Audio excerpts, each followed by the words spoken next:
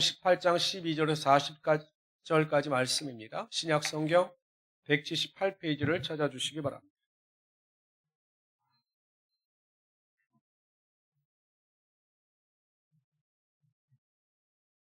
신약 성경 178페이지 요한복음 18장 12절에서 40절까지 말씀이 되겠습니다. 예수님께서 체포를 당하셨습니다. 어찌 보면 예수님께 체포를 당해주신 겁니다. 왜냐하면 십자가의 사명을 이루시기 위하여 기꺼이 예수님께서 고난의 잔을 받으신 겁니다. 체포되신 예수님께서는 가장 먼저 그 해에 대제사장인 가야바의 장인인 대제사장 출신입니다. 안나스가 있는 곳으로 임계가 됩니다. 그 뒤에 이제 여러 가지 상황이 급격히 변화되는 모습이 나타납니다. 우리 12절부터 27절까지 우리 한 절씩 교독합니다. 12절 제가 읽겠습니다. 이에 군대와 천부장과 유대인의 아랫사람들이 예수를 잡아 결박하여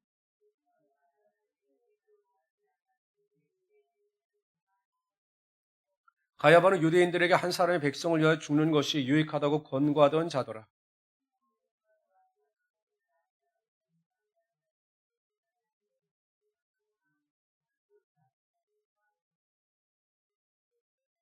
베드로는 문 밖에 서 있는지라 대제사장을 아는 그 사람의 제자가 나가서 문 지키는 여자에게 말하여 베드로를 데리고 들어오니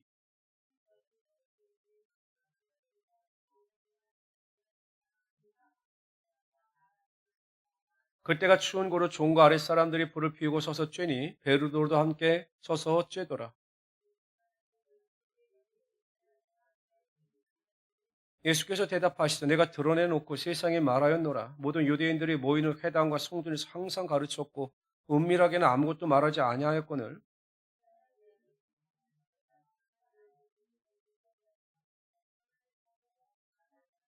이 말씀을 하시며 곁에 있던 사람 아랫사람 하나가 손으로 예수를 쳐 이르되 네가 대제사장에게 이같이 대답하느냐 하니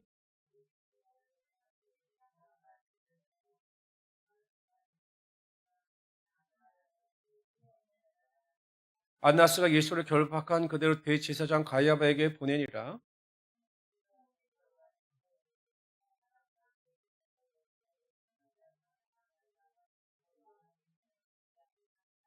대제사장 중 하나는 베드로에게 귀를 잘린 사람의 친척이라 이르되 네가 그 사람과 함께 동선에 있는 것을 내가 보지 아니하였느냐. 아멘. 안나스는 가장 먼저 예수님께 대하여 당신이 가르친 교훈이 무엇이냐고 묻습니다. 그리고 당신과 함께한 제자들이 누구냐고 묻습니다. 그랬더니 예수님께서 말씀하십니다. 아니 내가 분명히 보통 때 내가 분명히 무엇을 가르쳤는지 많은 사람들이 듣고 또 들은 것을 그대로 서로 전파하였는데 이제 와서 또 나에게 무슨 것을 전파했느냐, 무엇을 설교했느냐, 가르쳤느냐라고 묻는 것이 말이 되느냐. 그러니까 의도적으로 이 안나스가 의도와 목적을 가지고 예수님께 물은 겁니다. 그런데 여러분 똑같은 내용을 다루고 있는 마태복음과 또한 다른 공강복음서에 보면 이 요한이 기록하고 있는 요한복음과 다른 내용이 나타납니다. 마태복음 같은 경우에는요, 어떻게 하느냐. 이 대제사장들이요, 거짓 증인들을 세웁니다. 거짓 증인하는 사람들을 세워가지고 예수의 죄가 무엇이냐라고 그들에게 묻습니다. 그러니까 그들이 예수님께 대하여 들은 것에 대하여 이야기합니다. 마태복음은 어떤 내용이 나오냐면 이 예수라고 하는 사람이 저 헤롯 성전을 무너뜨리라. 그럼 내가 사흘 만에 성전을 세울 것이다. 이렇게 이야기했다라는 겁니다. 물론 예수님께서 그런 말씀을 하셨습니다.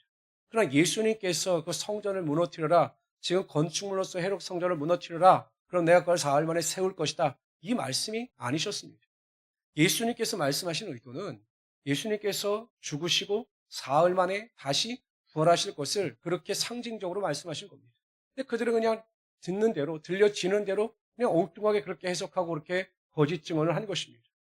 또 누가복음에 보면 다른 사람들이 묻습니다. 예수님께 대하여. 네가 하나님의 아들이냐라고 묻습니다. 맞지 않습니까? 그래서 예수님이 맞다. 나는 하나님의 아들이다. 라고 말합니다. 그랬더니 이 사람들이 어떻게 사람이 하나님의 아들이 될 수가 있느냐라고 예수님을 또한 신성 모독죄로 고발을 합니다. 여러분 한번 근데 생각해 보십시오. 예수님께서 하신 말씀 하나하나가 거짓이고 죄를 받을 만한 말씀이셨습니까? 아니에요. 진리입니다. 예수님께서 말씀하신 것은 다 진리입니다. 예수님께서 사흘 만에 죽으시고 사흘 만에 부활하실 것, 예수님께서 하나님의 아들이신 것, 이 모든 것, 사람들 앞에 증언하신 그 모든 말씀은 참된 진리가 되는 겁니다. 그런데 문제는 무엇이냐? 유대인들이나 대제사장들이나 장로들이나 서기관들이나 예수님께서 하시는 말씀을 믿지 못했던 겁니다.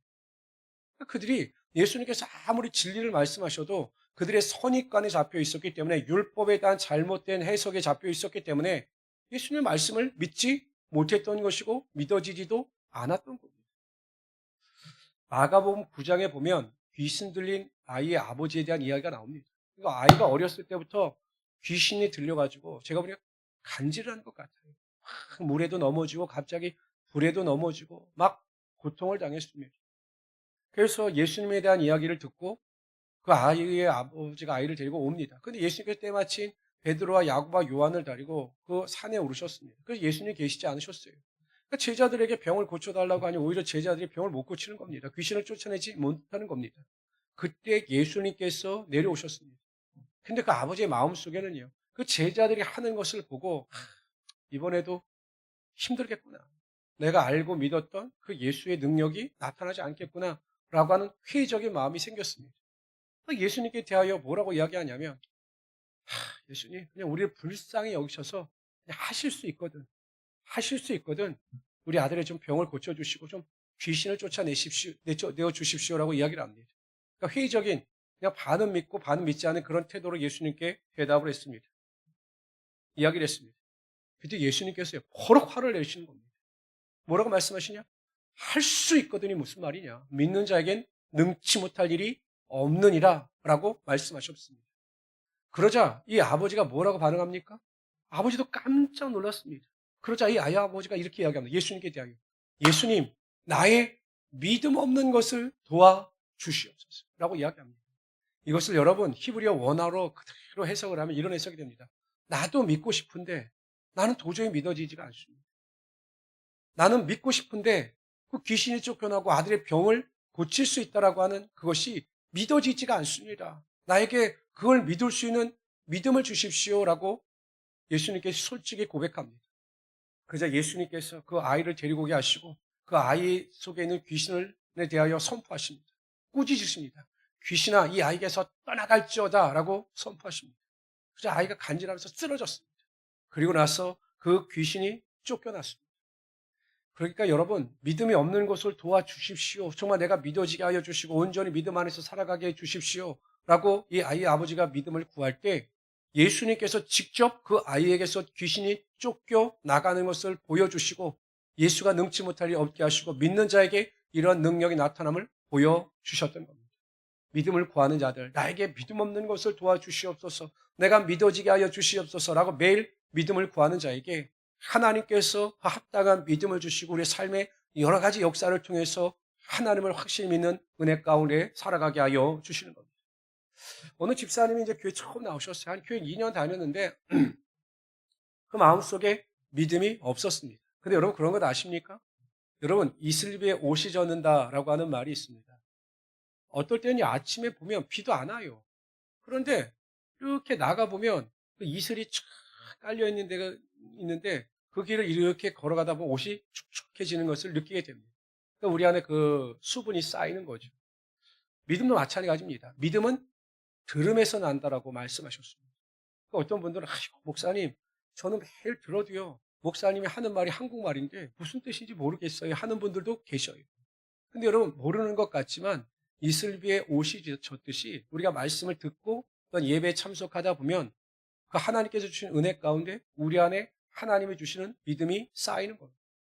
어느 집사님이 앉아 있는데 이제 그 그 교회도 이제 순복음교회였는데 목사님이 매일 하나님의 병을 고쳐 주십니다. 말을 하고 막 성도들은 아멘 하는데 이 집사님은 그게 믿어지지 않는 거예요. 목사님하고 성도들하고 짜고 하시는 건가? 아니 어떻게 그렇게 말을 한다고 해서 손을 얹고 기도한다고 해서 병이 나을까? 믿어지지가 않는 겁니다. 근데 어느 날 새벽에 이 집사님이 이제 잠을 주무신데 이 장이 꼬여가지고 아픈데 꼬이는 건지 나중에 배가 막 칼로 찌를 듯한 고통이 찾아온 겁니다. 어떻게 할 수가 없어요. 뭐 움직일 수도 없고 뭐 어떻게 자리를 잡아도 너무 아파서 견딜 수가 없는 겁니다. 그래서 이제 빨리 응급실에 가야 되겠다라고 생각을 하는데 그럼 그 이슬비에 옷이 젖듯이 갑자기 생각이 난 겁니다. 목사님이 아플 때마다 바로 병원에 가지 마시고 손을 얹고 기도한 뒤에 병원에 가십시오. 이 말씀이 기억이 난 겁니다. 그래서 한번 자신도 믿어지진 않지만 손을 얹고 기도했습니다. 하나님, 이 통증이 떠나가게 하여 주시고 이 시간부로 모든 고통이 떠나가게 하여 주시옵소서라고 막 중얼중얼 기도했습니다. 나았을까요? 안 나았을까요? 안 났어요. 기도를 열심히 했는데 고통이 계속 실망을 했겠죠? 그러다 기도를 바꿨습니다. 뭐라고 바꿨냐면 하나님, 이번에 제가 이 고통이 떠나가게 하시면 정말 하나님이 살아계심을 제가 믿겠습니다. 그리고 제가 온전히 그러한 믿음을 가지고 신앙생활 잘하겠습니다. 라고 기도했습니다. 근데 조금 있다가 조금씩 고통이 사라지는 겁니다. 그것을 경험하고 난 뒤에 이분은 하나님께서 살아계시고 믿는 자의 기도를 들어주신다라고 하는 확실한 믿음이 생기게 된 겁니다. 2년 동안 교회 다닌 것보다 그 순간에 그 치료의 능력을 통해서 하나님의 살아계심을 믿게 된 것입니다. 그렇기 때문에 여러분, 항상 우리가 믿음 없는 것을 인식하고 믿음 있는 척 하지 말고 믿음 없는 것을 인정하고 믿어지지 않는 것에 대하여 고백하고 구할 때 하나님께서 우리의 삶에 그 믿음 가운데 살아갈 수 있는 은혜와 능력이 나타나게 하여 주시는 겁니다. 그런데 여러분, 우리가 이 믿음이 성장하기 위해서는 항상 우리의 삶에 우리의 믿음을 적용하고 실천할 수 있도록 노력해야 한다는 것입니다. 교회를 많이 오랫동안 다녀요. 교회를 오랫동안 다닙니다. 근데 이제 예전에 제가 들은 이야기죠. 저 부산에 가면 그 호산나 교회라고 엄청 큰 교회가 있습니다. 거기에 이제 어떤 지금 은퇴하시는 최용준 목사님이라고 하는 분이 처음 부임을 하셨습니다. 근데 신방을 이렇게 다니시는데 제일 먼저 건축위원장하고 교회에서 가장 활발하게 활동하는 장로님의 집에, 권사님의 집에 먼저 신방을 갔습니다. 근데 이분이 이제 젊었을 때니까요. 근데 아무리 하는 행동이나 말을 봐도 이분에게 믿음이 있어 보이질 않는 겁니다. 막 그 집안에서도 막 하는데 뭐 예배에 집중하지 못하고 막 그런 모습이 보이는 거예요. 그래서 이 목사님이 다짜고짜 이 장로님에게 물으셨답니다. 장로님, 지금 죽으시면 천국 갈 자신이 있으십니까? 라고 여쭙대요. 그때 장로님이 하시는 말씀이 네, 이게 아니라 아이고 목사님 제가 건축위원장이고 장로협회 회장인데요. 아니 그게 중요한 게 아니라 정말 장로님 지금 죽으시면 천국 갈 자신이 있으시냐고요. 건축위원장이고 장로회 회장이 중요한 게 아니라 정말 죽으면 천국 갈 자신이 있느냐고요. 라고 물었더니 또 말을 빙빙 돌리더라는 겁니다. 옆에 또 권사님이 막 모시더라는 거예요. 아내분은 아셨던 거예요. 남편에게 구원을 받은 믿음이 없고 그냥 사람이 좋고 봉사가 좋아서 교회를 왔다 갔다 하는 사실을 알고 그 권사님은 남편의 믿음을 위해서 매일 눈물을 흘리며 기도했기 때문에 목사님이 그렇게 물어봐 주시니까 너무 감사해서 눈물을 흘리신 겁니다. 그 뒤에 일은 제가 잘 모르겠습니다만 그런 에피소드를 제가 들었습니다. 여러분, 믿는다라고 하는 것은 지식적인 게 아닙니다.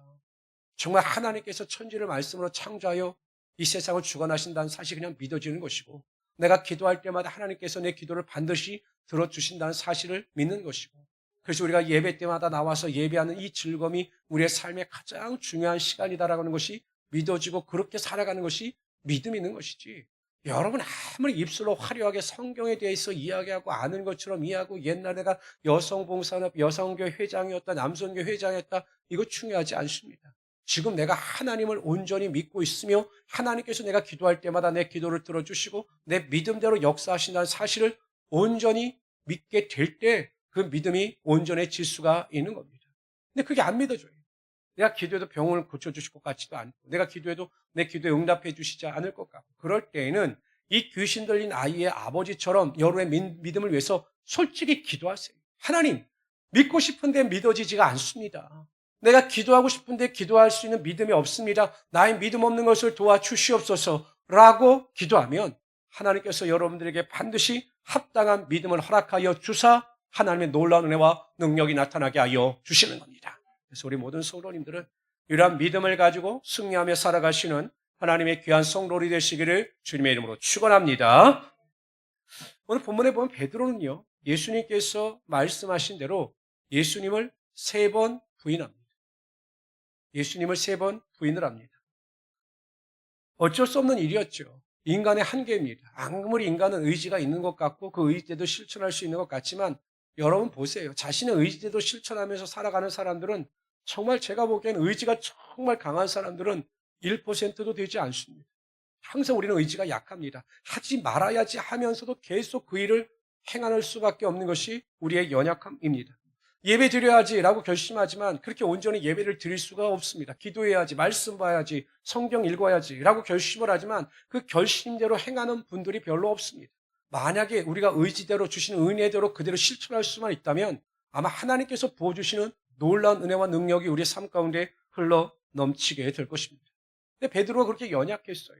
안 되는 겁니다. 예수님을 부인하고 싶지 않은데 예수님을 끝까지 사랑하고 예수님께서 죽는 그 자리까지 돌아가시는 그 자리까지 나가고 싶은데 그렇게 되지 않는 겁니다. 겁이 나서. 그래서 예수님을 3번 부인하죠. 나중에 닭이 우는 소리를 듣고 통곡합니다. 자신의 연약함 때문에 자신의 부족함 때문에 내가 이 정도 인간밖에 되지 않았구나 라고 하는 생각 때문에 그가 통곡을 합니다. 근데 이 베드로가 완전히 바뀌어요. 언제 바뀌느냐? 예수님께서 사흘 뒤에 부활하시죠. 40일 동안 부활하신 뒤에 제자들에게 하나님의 나라에 대해서 가르치셨습니다. 그리고 제자들에게 명령하셨습니다. 예루살렘을 떠나지 말고 모여서 기도하라. 그러면 너에게 약속하신 성령을 선물로 받을 것이다 라고 말씀하셨습니다. 그리고 제자들이 열흘 동안 전혀 기도에 힘쓸 때, 온전히 기도에 힘쓸 때 마가의 다락방에 성령의 능력이 임합니다. 자신들의 의지를 압도하는 하나님의 은혜가 임하게 되자 베드로는 더 이상 죽음을 두려워하는 자가 아니었습니다. 많은 사람들 앞에서 복음을 증가하고 자신의 생명을 조금도 귀한 것으로 여기지 아니하였습니다.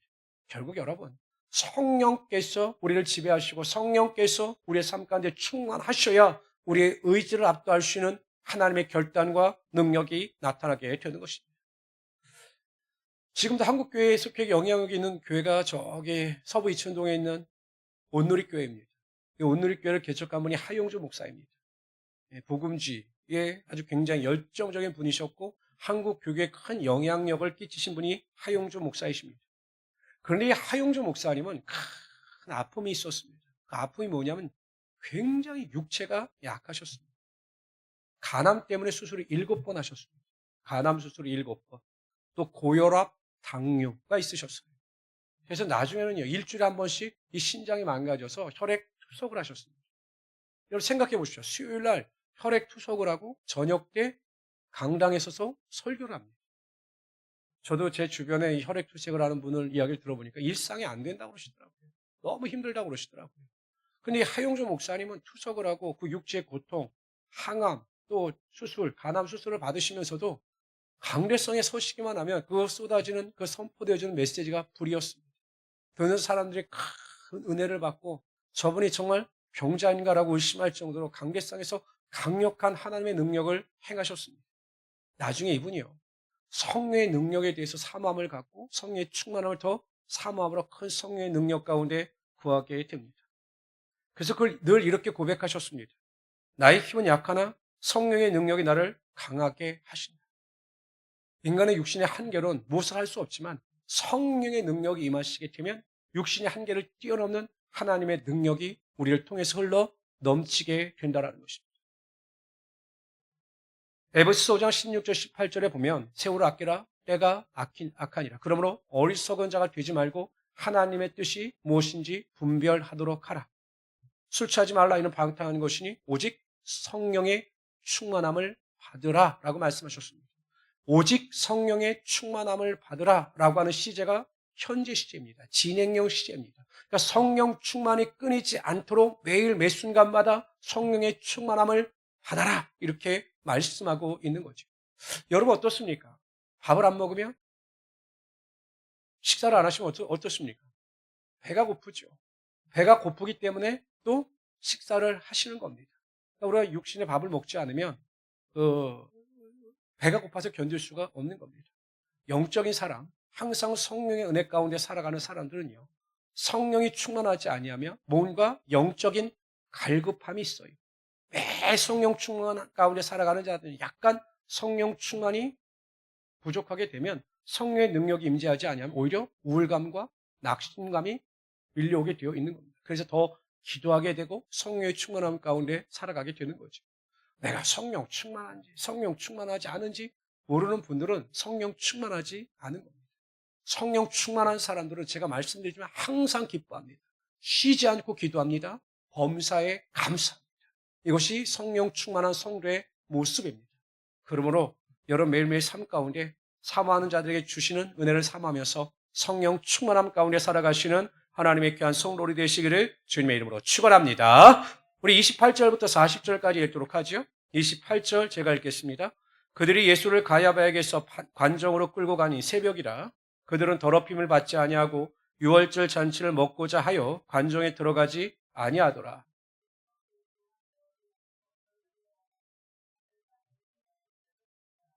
대답하여 이르되 이 사람이 행악자가 아니었더라면 우리가 당신에게 넘기지 아니하였겠나이다.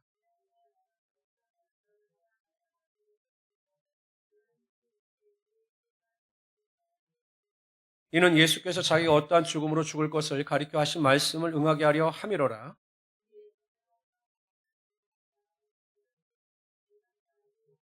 예수께서 대답하시되 이는 네가 스스로 하는 말이냐 다른 사람들이 나에 대하여 네게 한 말이냐.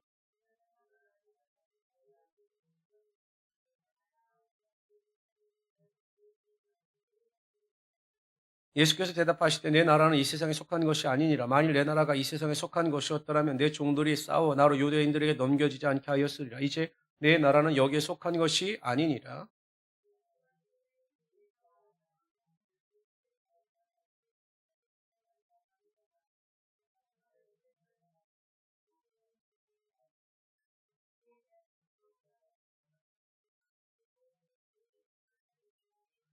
빌라도가 이르되 진리가 무엇이냐 하더라. 이 말을 하고 다시 유대인들에게 나가서 이르되 나는 그에게서 아무 죄를 찾지 못하였노라.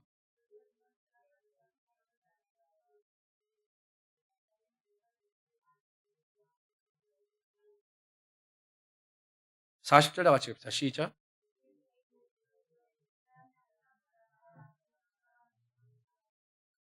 유대인들은 공식적인 사형 집행권이 없었습니다. 그래서 그 가야바 제사장의 뜰에서 예수님을 빌라도에게 끌고 가 종교적인 문제가 아니라 정치적인 문제로 예수님을 사형에 처해달라고 이야기를 합니다. 근데 여러분 빌라도는 아무리 봐도 예수님에게서 정치적인 죄를 발견하지 못한 겁니다. 더군다나 여러분 마태복음에 보면 그 빌라도의 아내가 그 사람의 관정에 있는 그 빌라도에게 사람을 보내서 이야기를 합니다.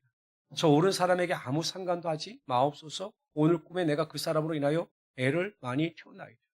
그러니까 여러분 어찌 보면 하나님께서 빌라도에게 기회를 주셨는지도 모릅니다. 꿈을 통해서 그 사람을 해하지 말라라고 그렇게 경고를 주신 것으로 보입니다. 그런데 아내의 말을 듣지 않습니다. 그렇게 주변에서 죄도 없고 아내도 그렇게 말하면 한 번쯤은 그 예수님을 사형 집행하는 일에 대하여 주저하거나 이스라엘 백성들에게 내어주는 것을 금했을 텐데 필라도는 그냥 자신의 생각과 의지와는 상관없이 유대인들이 원하는 그대로 예수님을 그들에게 내어줍니다. 왜 그랬을까요? 그 이유가요. 마가복음 15장 15절에 나옵니다. 뭐라고 나오냐면 이렇게 나옵니다. 빌라도가 무리에게 만족을 주고자 하여 바라바는 놓아주고 예수는 채찍질하고 십자가에 못 박히게 넘겨주니라.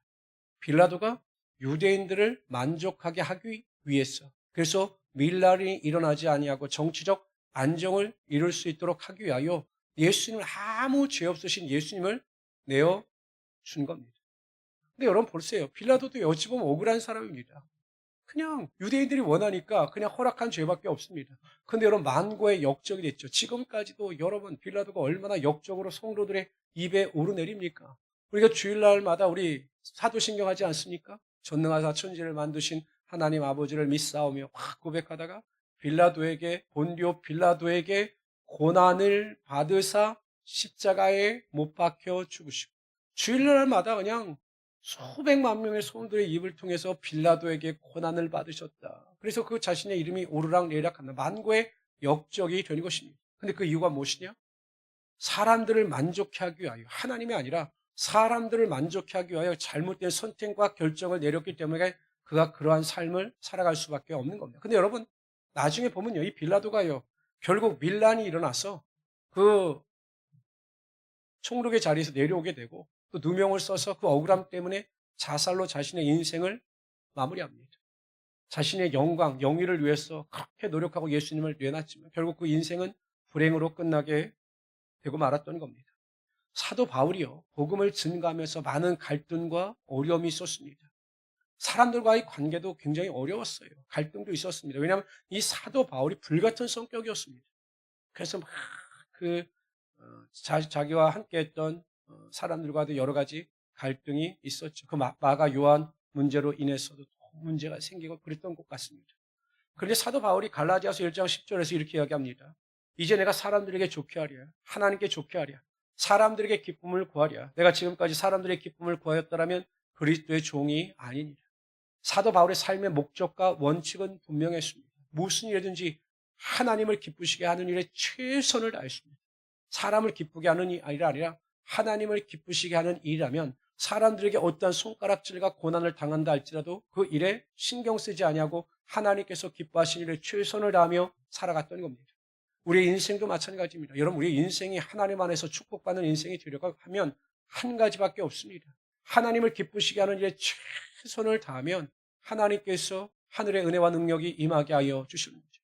여러분, 성경에 보면 하늘에서 매면 땅에서 매면 하늘에서도 매일 것이요 땅에서 풀리면 하늘에서도 풀릴 것이다라고 말씀하셨습니다. 우리가 이 땅을 살아가는 동안에 항상 하나님을 기쁘시게 하는 일에 최선을 다하면 하나님께서 하늘의 문을 여사 하늘의 신령한 복과 땅의 기름진 복으로 우리의 삶을 채워주시는 하나님이 되신다는 겁니다.